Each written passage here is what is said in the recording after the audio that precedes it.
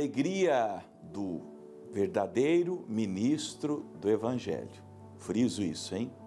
Verdadeiro ministro do Evangelho. A alegria do verdadeiro ministro do Evangelho é quando as pessoas são salvas, é quando as pessoas se convertem de fato e de verdade.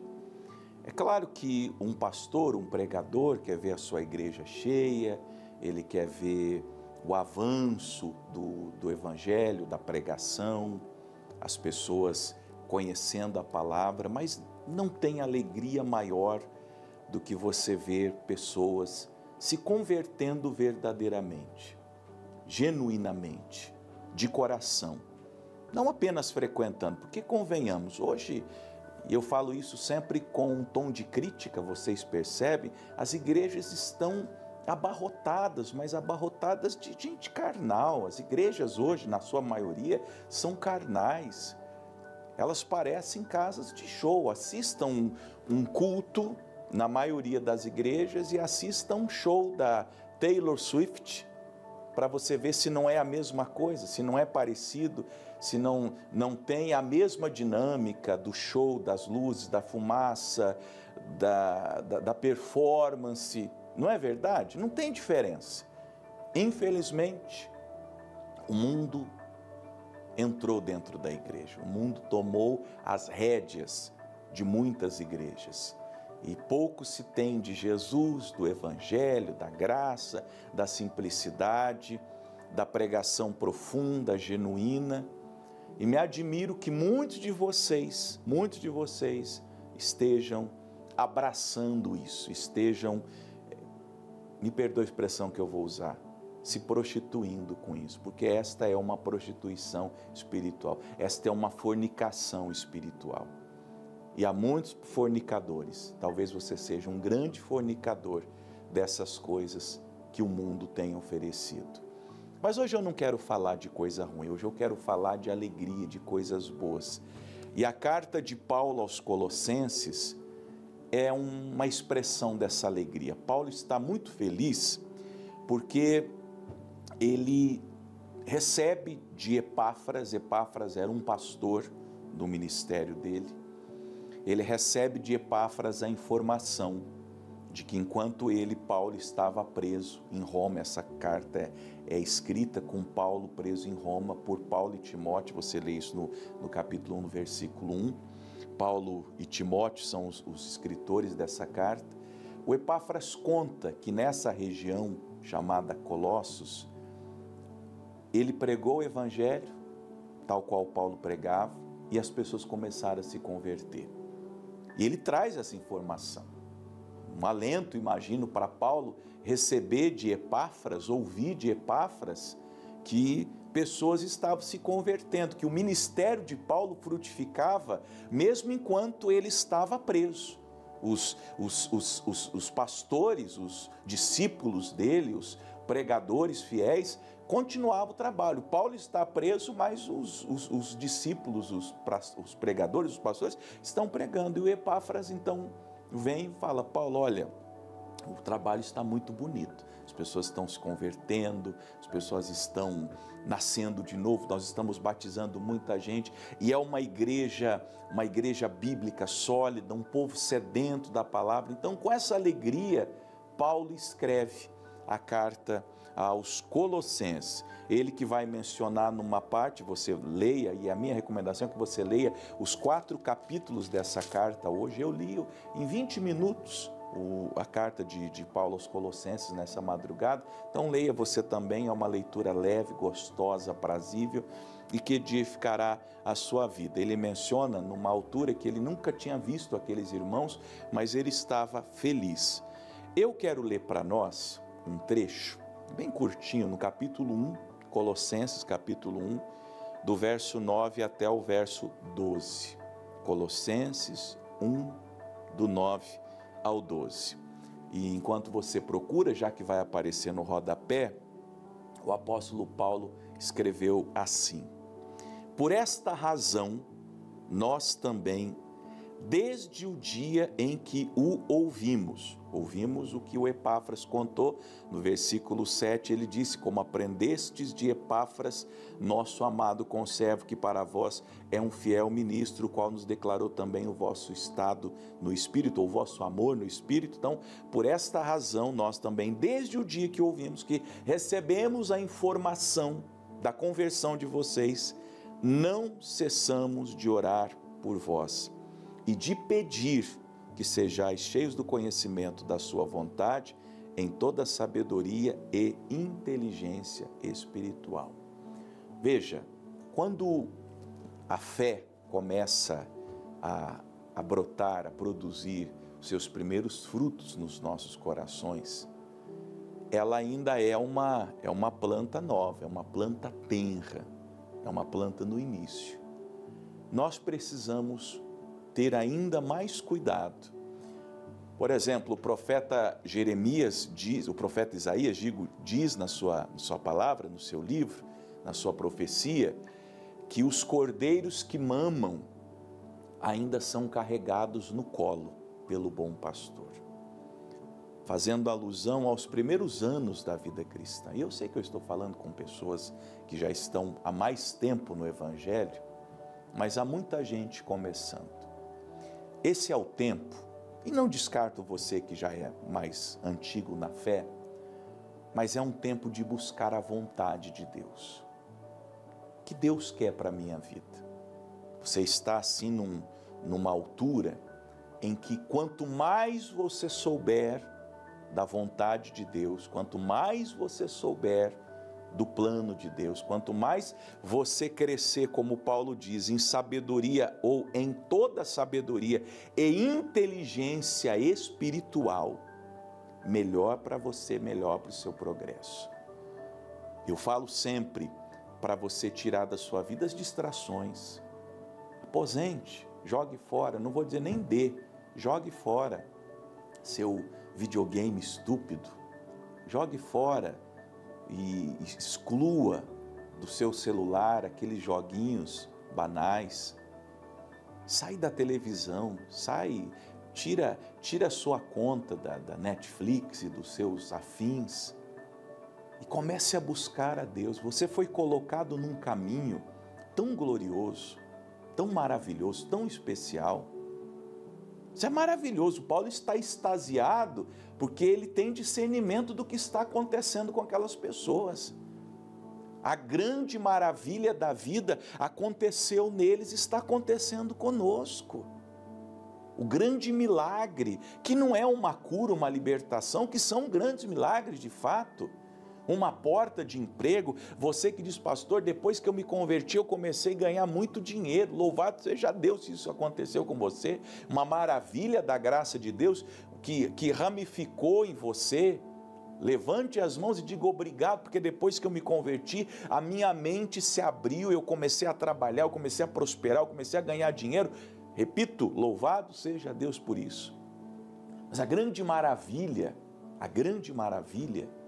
é que você agora está em vias, em rota de conhecer a vontade de Deus, que tem a ver não só com essa vida, com essa existência, mas que tem a ver com toda a eternidade. Por isso que Paulo está extasiado.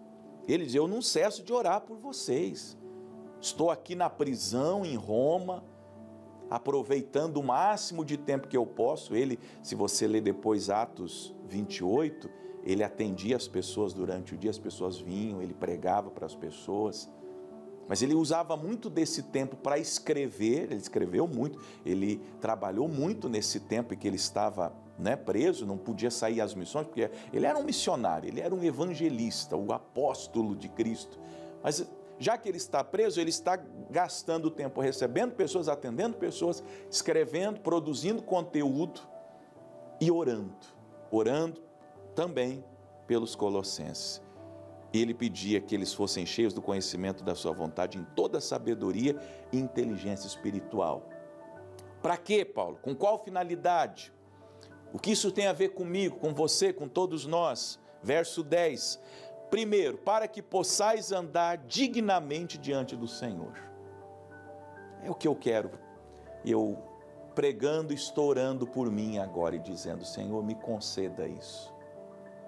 Me conceda isso, nessa altura da minha vida, que eu possa andar dignamente diante do Senhor.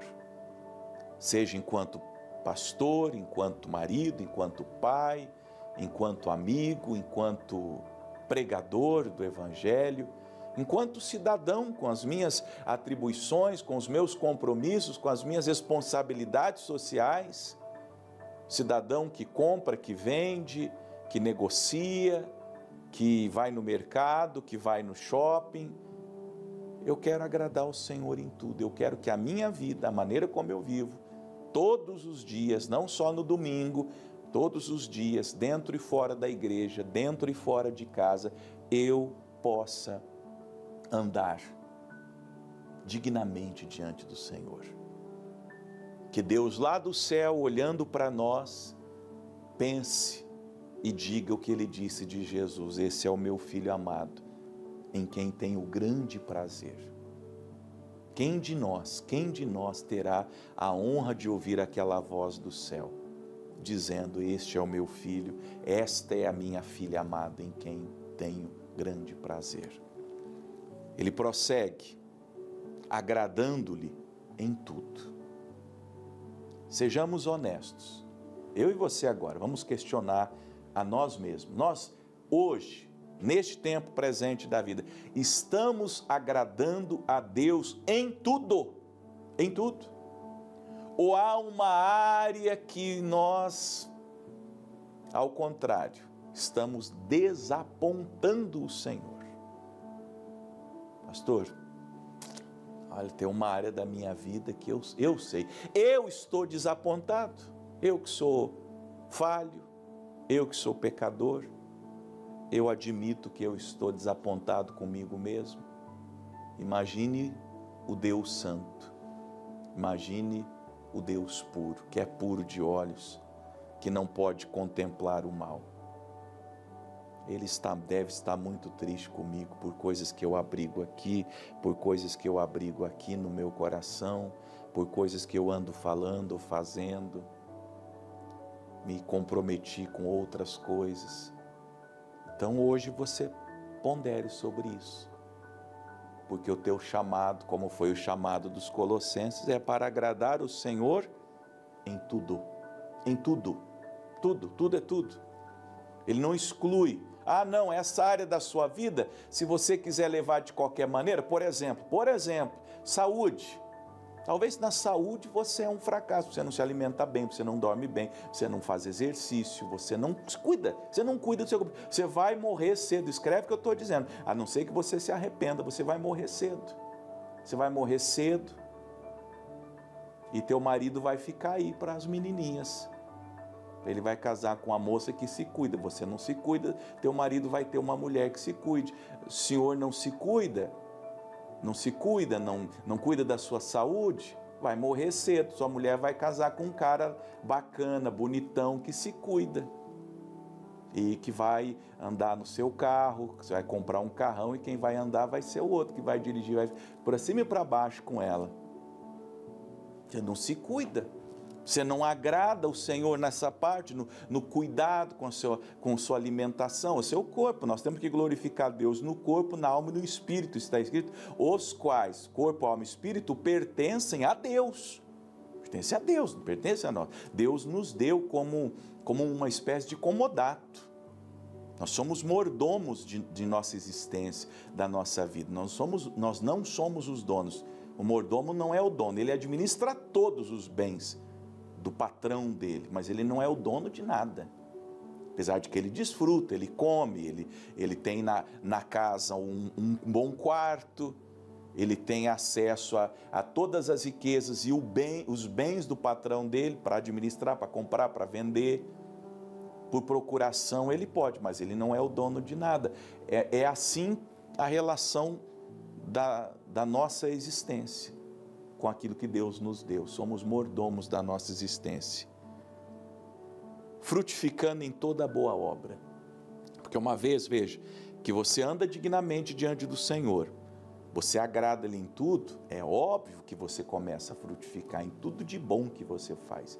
E você vai se tornando cada vez uma pessoa melhor. Os frutos começam a aparecer. As coisas boas que você faz começam a ficar em evidência. Não tem como esconder uma cidade edificada no cume da montanha. É o que está escrito. Os homens verão as nossas boas obras e glorificarão nosso Pai que está nos céus. E crescendo no conhecimento de Deus. Eu vou falar para vocês, eu acho lindo quando uma pessoa cresce no conhecimento de Deus. Eu gosto de ler aqueles pregadores antigos, vocês escreveram grandes obras, grandes livros, eu fico extasiado. Vou citar aqui só por curiosidade para você. Você lê um livro de Spurgeon, você lê um escrito de John Wesley, de John Bunyan, você fala, meu Deus, como que esses homens tiveram um conhecimento tão profundo? Há também, agora, pessoas, pastores, pregadores recentes, mas para não ser injusto com um ou outro, e falar de um e omitir outro, vamos falar de quem já partiu, que pelo menos eles não vão saber que nós estamos falando dele. Tozer, A.W. Pink. Você fala, meu Deus, como que um homem desse fala coisas tão profundas, que tocam, que iluminam a alma da gente, até que eles cresceram no conhecimento de Deus. E aí, deixa eu falar não sou profeta, mas falar por profecia, por inspiração. Quem sabe você vai crescer no conhecimento de Deus para abençoar outras gerações. Vai se tornar um escritor, uma escritora. Repito, não sou profeta, mas estou falando por profecia. Quem sabe eu esteja agora diante de muitas pessoas que serão conhecidas no futuro pelos seus escritos, pelo que vão produzir nesse tempo. Como Paulo. Paulo está aqui, ó. Nós lemos Paulo todo dia praticamente aqui no Paraná na Graça. Por quê? Porque esse homem cresceu no conhecimento de Deus. E à medida que ele crescia no conhecimento de Deus, ele compartilhava esse conhecimento de Deus. Nós ministramos a Santa Ceia porque Paulo nos ensinou. Ele diz, o que eu recebi eu ensino para vocês. Na noite que o Senhor foi traído, ele tomou o pão. Ele explica toda a liturgia da Santa Ceia. Por quê? Porque ele cresceu nesse conhecimento. E era divino, era profundo. Por que é tão comovente? Por que nos toca tanto quando, e pastores, querem ministrar a Santa Ceia? Aproveito para falar com os meus colegas da Graça, das outras denominações. Não inventa uma, faça do jeitinho que Paulo ensinou. Porque ele diz, aquilo que eu recebi é o que eu vos ensino. O pessoal fica dando título em Santa Ceia da chuva, Santa Ceia do sol, Santa Ceia não sei do que lá das cantas. Santa Ceia é Santa Ceia. A Santa Ceia do Senhor. Não existe outra Santa Ceia. É a Santa Ceia do Senhor. É o pão e o cálice e a igreja reunida. E Jesus no meio dela, consolando, se manifestando, curando, libertando, santificando, dizendo-nos, fazei isso em memória de mim, todas as vezes que vocês se ajuntarem para comerem deste pão e beberem deste cálice, porque todas as vezes que vocês estiverem unidos comendo deste pão e bebendo deste cálice, vocês anunciarão a minha morte até o dia da minha volta. E aí nós lembramos daquilo que Cristo fez por nós. Façam isso em memória, em lembrança de mim. Lembrem-se do que eu fiz por vocês. Isso é o conhecimento de Deus. Por isso que ele é profundo, por isso que ele toca o coração, por isso que ele nos comove, por isso que ele nos leva às lágrimas. Porque é nesse momento que nós temos um contato com aquilo que é mais divino, com aquilo que é mais sagrado, com aquilo que é mais poderoso no Evangelho. Corroborados em toda a fortaleza, cada dia mais fortes, cada dia mais firmes em Deus, segundo a força da sua glória, em toda paciência e longanimidade com gozo. Ou seja, a gente não tem pressa para as coisas acontecerem. Nós estamos tão imersos em Deus que nós já nem temos mais noção de tempo. Você já não se preocupa mais com as coisas. Você faz planos, obviamente, você obedece a Deus, você trabalha, você ajunta, você vive a vida. Mas você está tão arrebatado pela consciência de ser de Deus, que você já não se preocupa mais. Pastor, eu tenho um dinheiro para receber. Daqui a pouco você recebeu e nem viu. Tem uma empresa, tem um trabalho, tem um negócio, você vai vivendo em Deus, de repente as coisas começam a acontecer, porque você está assim, com paciência, com longanimidade, com gozo, com alegria. Quando você percebe, você já vendeu, você já comprou, você já adquiriu. Na verdade, as coisas na vida, à medida que elas vão perdendo o encanto para nós, vamos nos encantando cada vez mais com o céu, com a glória, com as coisas de Deus. E eu tenho aprendido isso, quanto menos eu aspiro às coisas do mundo, mais Deus me dá delas. Elas não têm mais aquele encanto, aquela influência, aquele poder arrebatador de me consumir às noites, de eu passar a noite pensando, meu Deus, será que vai dar certo? Será que eu vou conseguir? Não, isso perde o encanto, você vai vivendo em Deus. Claro, e você precisa de comer, de morar, de vestir, de ir, de voltar, e Deus sabe de todas essas coisas. Então você vai vivendo com longanimidade, com paciência, com alegria. Quando você vê, as bênçãos estão chegando. Você está igual Salomão, naquela fase que Salomão é um exemplo para nós.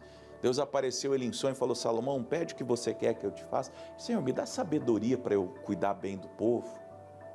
Veja que ele não pediu nada para ele.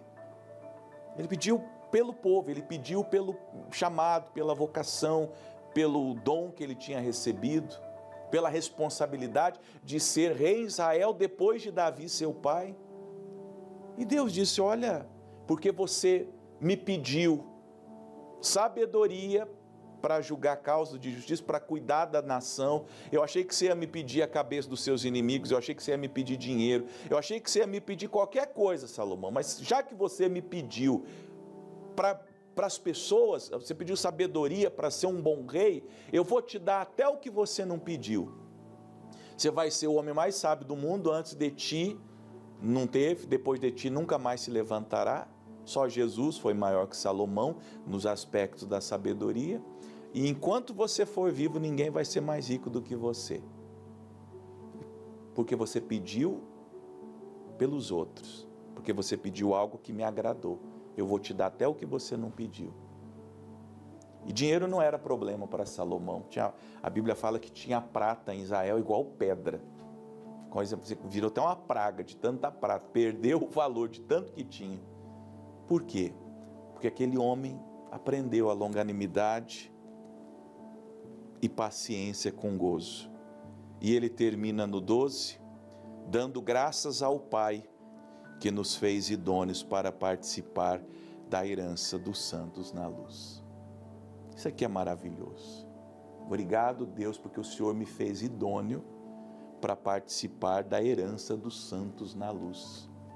A mesma herança de Abraão, de Isaac, de Jacó, dos heróis da fé, é a herança que eu tenho. É a herança que eu tenho, de ser participante dos santos na luz. O mundo está em trevas, o mundo não tem essa iluminação, esse entendimento, essa compreensão, essa sabedoria. E nós recebemos o dom, o privilégio, a graça de termos a mesma graça, a mesma bênção dos santos que já pisaram nessa terra. Nós somos equiparados, nós sentamos à mesa com Abraão, Isaac e Jacó. Isso é maravilhoso. Você senta-se à mesa com os grandes, você senta-se à mesa com os mais santos, com os de maior fé, aqueles que fizeram as maiores proezas. Você recebeu a graça de estar junto com os maiores e os melhores da humanidade que já pisaram na face dessa terra. Amém?